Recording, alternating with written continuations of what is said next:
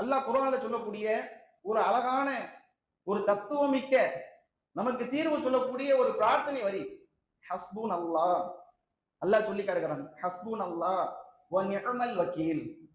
அல்லாஹ் எங்களுக்கு போதுமானவன், அவனே பொறுப்பேற்பதில் மிகச் சிறந்தவன். வேறு எதுவுமே கிடையாது.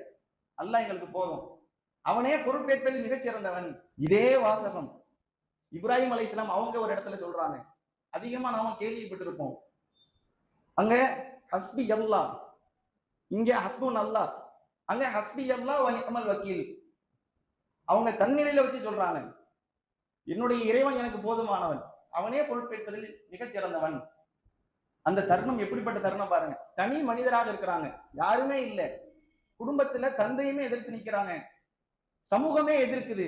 எதிர்க்கிறதுனா சாதாரணமான எதிர்ப்பு இல்ல, கொலை செய்யணுங்கிற அடிப்படையில அவரை நெருப்பு குண்டத்தில் தூக்கி வீசிவிட வேண்டும், வீச வேண்டும் என்பதை தாண்டி வீசியே விட்டார்கள். அப்ப அவங்க சொல்றாங்க, என் இறைவன் எனக்கு இருக்கிறான், அவன் எனக்கு போதுமானவன். என்ன மாதிரியான வார்த்தை!